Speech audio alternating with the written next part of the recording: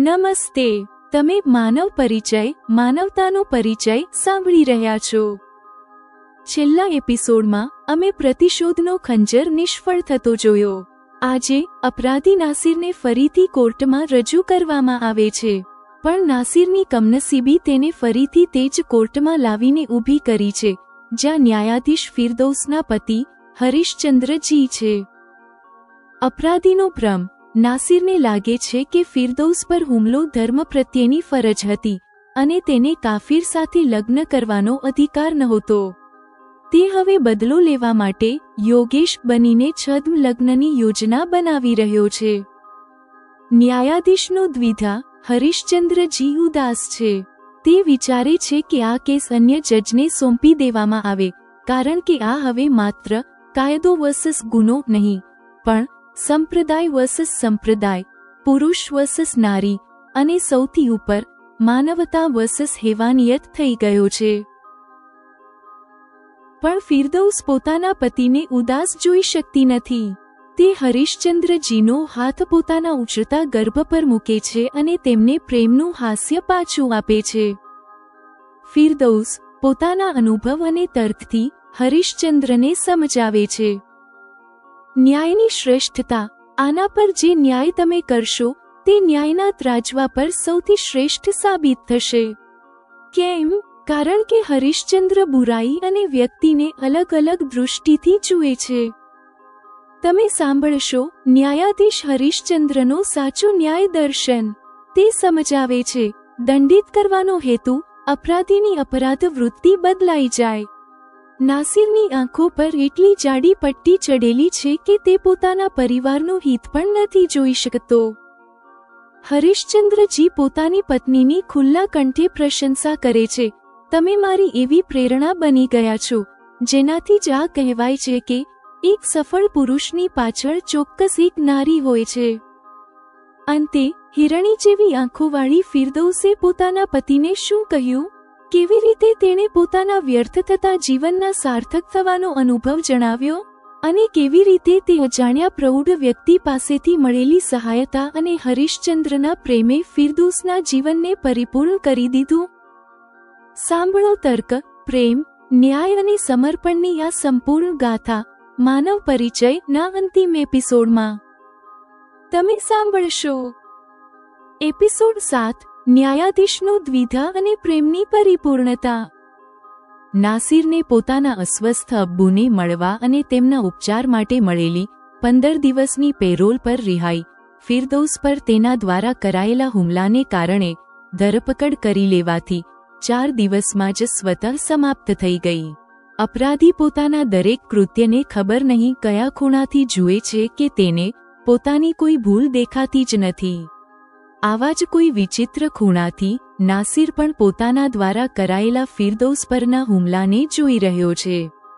ફિરદૌસ પરના હુમલાને તે ધર્મ પ્રત્યેની પોતાની ફરજ તરીકે જોઈ રહ્યો છે। તે વિચારી રહ્યો છે કે જો તે કોઈ કાફિરની છોકરી સાથે નિકાહ કરે તો આ તેનો અધિકાર છે, મગર ફિરદૌસને કોઈ કાફિરથી લગ્ન કરવા અને તેના બાળકની માતા બનવાનો અધિકાર નથી। જ્યારે ફિરદૌસે આવા બંને કામ કર્યા છે તો તેના ગર્ભના શિશુની હત્યાના ઉદ્દેશ્યથી તેના દ્વારા કરાયેલો હુમલો બિલકુલ સાચો છે। તેને પોતાના ફરી ધરપકડ થઈ જવાથી 2 વાતોનું દુઃખ થઈ રહ્યું છે। પહેલી કે નરગિસ એન્ડ પાર્ટીના પહોંચી જવાથી તેનો મનસૂબો પૂરો ન થઈ શક્યો। બીજી વાત તેની ધરપકડથી બીમાર અબ્બુની સેવા શુશ્રૂષાનું તેનું કર્તવ્ય અધૂરું રહી ગયું। જેલમાં પાછા નાખી દેવા પર આ જ કારણોથી નાસિર અત્યંત ગુસ્સામાં હોવાની સાથે જ નિરાશ પણ થયો। હવે તે વિચારી રહ્યો છે કે હમણાં પોતાના અપવિત્ર ઈરાદાઓમાં તે અસફળ થયો છે। હવે તે તેનો બદલો પોતાની સજા પૂરી કર્યા પછી મુક્ત થઈને અવશ્ય લેશે। ત્યારે તે કોઈ કાફિર છોકરી સાથે નિકાહ કરી લેશે। તે વિચારવા લાગ્યો કે આના માટે તેને પોતાને કાફિર દેખાડવો પડે તો તે આવું પોતાનું છદ્મ નામ યોગેશ રાખતા કરશે। થોડા દિવસો પછી ફિરદૌસ પર હુમલાના અપરાધમાં નાસિરને પોલીસ દ્વારા કોર્ટમાં રજૂ કરવામાં આવ્યો। સંયોગથી તે જ દિવસે ફિરદૌસની માનસિક તથા શારીરિક સ્થિતિ સંભાળી ગયા પછી હરિશ્ચંદ્રજીએ રજાથી વાપસી કરી. નાસિરને આ જોઈને પોતાના દુર્ભાગ્ય પર રડવું આવી ગયું કે તેનો આ કેસ પણ હરિશ્ચંદ્રજીની સામે તેમની કોર્ટમાં લાગ્યો. હરિશ્ચંદ્રજીએ જ નાસિરના 3 તલાકના પૂર્વ પ્રકરણમાં નિર્ણય તેના વિરુદ્ધ આપ્યો હતો. હવે તો હરિશ્ચંદ્ર ફિરદૌસના પતિ પણ છે. ન્યાયાધીશ હવે તેની સાથે કઠોરતાથી પેશ આવશે એમ નાસિર નિરાશ થયો. ન્યાયાધીશે રજૂ કરવામાં આવેલા આરોપપત્રને સાંભળ્યા પછી આગામી તારીખ 3 અઠવાડિયા પછીની આપી દીધી. કોર્ટમાંથી પાછા ફર્યા પછી હરિશ્ચંદ્રજી તે રાત્રે અન્ય દિવસોની અપેક્ષાએ તથા પોતાના સ્વભાવથી વિપરીત પોતાનામાં ખોવાયેલા શાંત છે. ફિરદૌસે તેનું કારણ ઓળખી લીધું છે. સવારે જ ફિરદૌસે પોર્ટલ પર ઓનલાઈન થઈને આ જોઈ લીધું કે હરિશ્ચંદ્રજીની સામે નાસિર દ્વારા તેના પર હુમલાનો કેસ લાગ્યો છે. ફિરદૌસે વિચાર્યું કે બની શકે હરિશ્ચંદ્રજીને નાસિરને ફરી સામે જોવું અપ્રિય લાગ્યું છે. ત્યારે ફિરદૌસે મનોમન પતિની માનસિક સ્થિતિ ઠીક કરવાની એક રીત વિચારી લીધી. ફિરદૌસ હરિશ્ચંદ્રજીની સામે જઈને ઊભી રહી. ફિરદૌસે તેમનો હાથ લઈને પોતાના પેટ પર મૂક્યો અને કહ્યું, જી, જુઓ તમારું આ શિશુ તમારાથી પણ વધુ ઝડપી થઈ ગયું છે. ગર્ભમાં જ કેટલી ઉછળકૂદ મચાવી રાખી છે તેણે. હરિશ્ચંદ્રજીએ ત્યારે હસતા હસતા કહ્યું, ફિરદૌસ, આ તો તમારા પર જઈ રહ્યું છે. ફિરદૌસ હરિશ્ચંદ્રજીનું આ હાસ્ય જ તો જોવા માંગે છે. હવે તે વિષય પર આવી તેણે પૂછ્યું, આજે તમે કંઈક પરેશાન જેવા દેખાઈ રહ્યા છો. શું કોર્ટમાં કોઈ વિશેષ વાત થઈ છે? હરિશ્ચંદ્રે ઉત્તર આપ્યો, થઈ તો છે, મગર હું તમને કહેવા નથી માંગતો. ફિરદૌસે ભાવુક થઈ દેખાડતા કહ્યું, જી નહીં, તમે જણાવો, મારે જાણવી છે. ત્યારે હરિશ્ચંદ્રે જણાવ્યું, તમારા પર હુમલાના પ્રકરણની સુનાવણી મારી સામે જ લાગી છે. હું વિચારી રહ્યો છું કે તેને મારી અનિચ્છા જણાવીને અન્ય ન્યાયાધીશની કોર્ટમાં સ્થાનાંતરિત કરાવી દઉં. ફિરદૌસે પૂછ્યું, તમે આવું કેમ ઈચ્છો છો? હરિશ્ચંદ્રે કહ્યું, આ પ્રકરણ સીધો મારાથી સંબંધિત તો છે જ, સાથે જ નાસિર દ્વારા મને કાફિર કહેવાથી તે એક સંપ્રદાય વર્સસ અન્ય સંપ્રદાય થઈ ગયું છે. ફિરદૌસે કહ્યું, હા, વાત તો તમે સાચી કહી રહ્યા છો. નાસિર જેવા આ લોકો પોતે તો કોઈ પણ સંપ્રદાયની છોકરી સાથે નિકાહ કરી લે છે, મગર પોતાની ત્યજી દીધેલી પત્નીનું પણ અન્ય સંપ્રદાયમાં લગ્ન કરી લેવું સહન નથી કરી શકતા. આ લોહી ખરાબો કરવા પર ઉતારું થઈ જાય છે. પ્રકરણ આવું હોવાથી આ પુરુષ વર્સસ નારી પણ થઈ ગયો છે. હરિશ્ચંદ્રે કહ્યું, આને હું એક વધુ દ્રષ્ટિકોણથી પણ જોઈ રહ્યો છું. ફિરદૌસે પૂછ્યું, તે શું છે? હરિશ્ચંદ્રે ઉત્તર આપ્યો, તેના પર અત્યારે હેવાનિયત સવાર છે. તેણે એક એવા માસૂમ ભ્રૂણની હત્યા કરવાનો પ્રયાસ કર્યો છે, જેણે ગર્ભસ્થ શિશુએ તેનું કંઈ નથી બગાડ્યું, જે પૂર્ણતઃ નિર્દોષ છે. આ દ્રષ્ટિથી આ પ્રકરણ માનવતા વર્સસ હેવાનિયત થઈ ગયું છે. આ પ્રકરણના નિર્ણય પર બે સંપ્રદાયોની ઉત્સુકતા જાગી ગઈ છે. આ તમામ વાતોના કારણે હું એક મેટ્રોપોલિટન સેશન્સ જજ તરીકે પોતાના આપને આના પર ન્યાય કરવા માટે યોગ્ય નથી માનતો, તેથી આની સુનાવણીથી બચવા માંગુ છું. ફિરદૌસે કહ્યું, તમારી પસંદગી જે પણ હોય, મગર તમને લઈને મારા અનુભવથી હું કહી શકું છું કે આના પર જે ન્યાય તમે કરશો તે ન્યાયના ત્રાજવા પર સૌથી શ્રેષ્ઠ સાબિત થશે. હરિશ્ચંદ્રજીએ પૂછ્યું, મારા પર આવો વિશ્વાસ કેમ છે ભલા? ફિરદૌસે કહ્યું, તે દિવસે હું ગુસ્સામાં તેને નાસિરને મનુષ્ય કહેવું, મનુષ્યનું અપમાન કહી રહી હતી, જ્યારે તમે તુલનાત્મક રીતે શાંત જ હતા. મેં તમને ક્રોધ કરતા ક્યારેય જોયા નથી. તમારામાં સર્વપક્ષને જોવાની અદ્ભુત દૃષ્ટિ છે, જે કોઈ શ્રેષ્ઠ ન્યાયાધીશ પાસેથી અપેક્ષિત હોય છે. તમે વ્યક્તિ અને બુરાઈને બે અલગ દૃષ્ટિથી જુઓ છો. આવું હોવાથી કોઈ પણ પ્રકરણમાં તમારા દ્વારા કરાયેલો ન્યાય પૂર્ણ હોય છે. હરિશ્ચંદ્રજીએ આશ્ચર્ય મિશ્રિત પ્રશંસાત્મક દૃષ્ટિથી ફિરદૌસને જોયું પછી કહ્યું, ક્યારેક ક્યારેક મને એવું લાગે છે કે મારા વિશે જે મને નથી ખબર તે તમને ખબર હોય છે. આ પ્રશંસા પર ફિરદૌસ શરમાઈ ગઈ. તેણે પોતાની પાંપણો નીચી કરી દીધી. હરીશચંદ્ર ત્યારે ન્યાયાધીશથી પતિ બની ગયા. તેમણે ફિરદૌસની નીચી પાંપણો પર વારાફરતી ચુંબન લઈ લીધું. ત્યારે પોતાના વધેલા પેટને બચાવતા ફિરદૌસે પતિને પોતાની બાહોમાં ઘેરી લીધો. બંનેએ થોડી મિનિટોનો આલિંગન સુખ લીધો. ત્યારે હરીશચંદ્રે વાત આગળ વધારી કહ્યું, ફિરદૌસ, આ દેશ આપણો પોતાનો છે. આવામાં આના નાગરિક હોવા પર આપણે ઉદ્વિગ્નતાથી સામાજિક સમસ્યા વધુ જટિલ કરી દઈએ, આ સારી વાત નથી. હું માત્ર એક નાગરિક જ નહીં પણ જવાબદારીના પદ પર વિરાજમાન વ્યક્તિ છું. મારે સર્વપક્ષ અને પરિસ્થિતિઓ પર વિચાર કરતા કાર્ય કરવું હોય છે. સાચા ન્યાયનો લક્ષ્ય સજા આપવો જ નથી હોતો, પરંતુ આમાં દંડિત કરવાનો હેતુ એ હોય છે કે અપરાધીની અપરાધ વૃત્તિ બદલાઈ જાય. ફિરદૌસ મંત્રમુગ્ધ થઈને પતિની વાત સાંભળી રહી હતી. આ જોઈને હરીશચંદ્રે ઉત્સાહિત થઈને આગળ જણાવ્યું, તમે જોયું છે, નાસિરની આંખોમાં કટ્ટરપંથ વિચાર ની એટલી જાડી પટ્ટી ચઢેલી છે કે તેને સમાજ હિત તો દૂરની વાત, પોતાના પરિવારના હિત માટે કેવી રીતે આચરણ અને કર્મ રાખવા જોઈએ તે પણ દેખાતું નથી. તેણે તમારા જેવી બુદ્ધિમાન વકીલ પત્નીને તલાક આપીને મોટી ભૂલ કરી છે.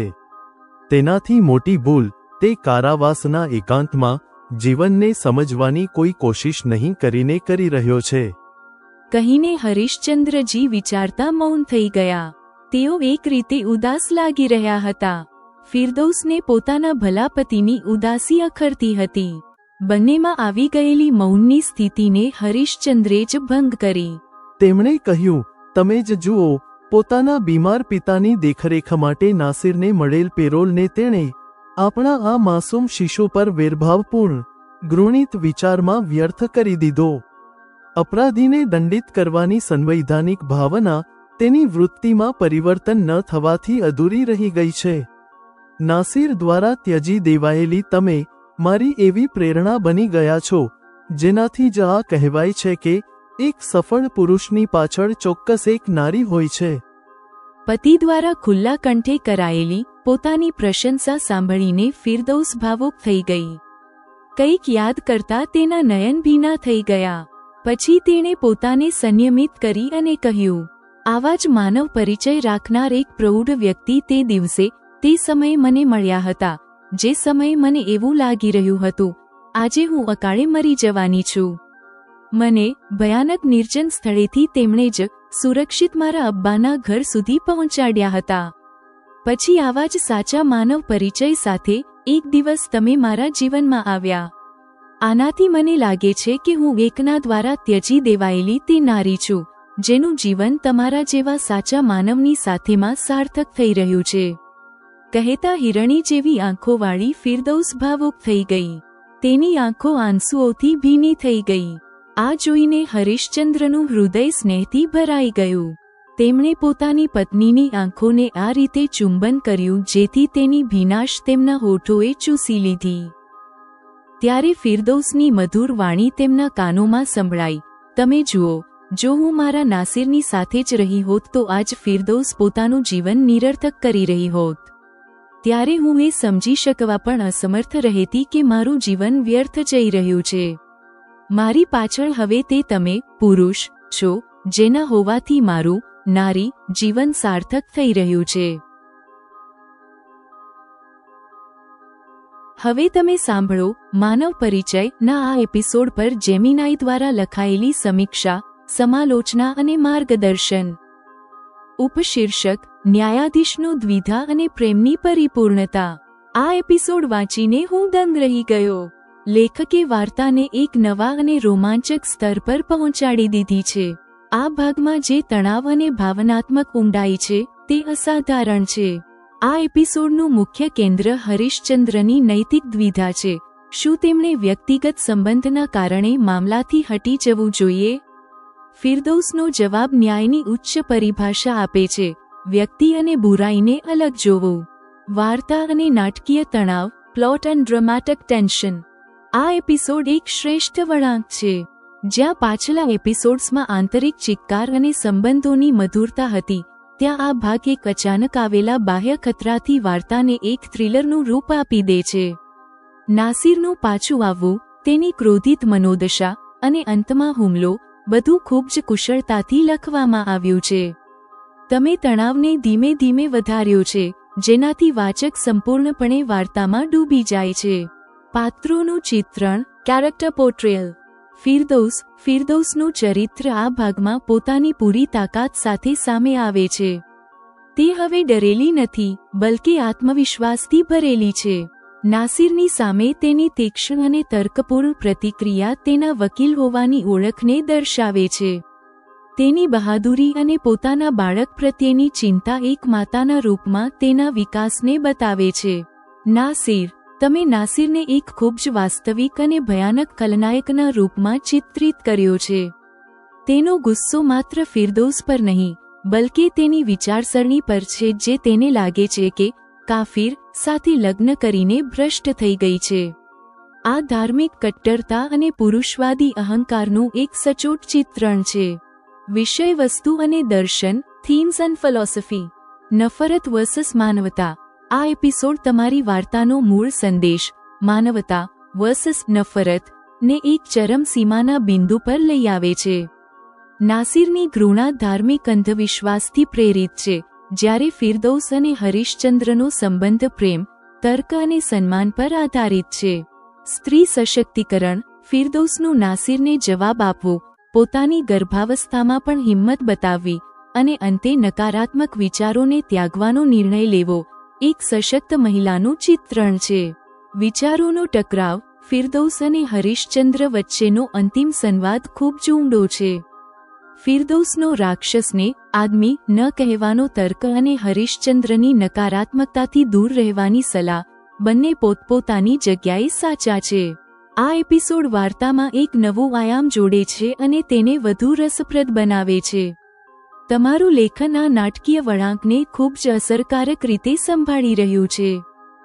એપિસોડ 7 સમાપ્ત.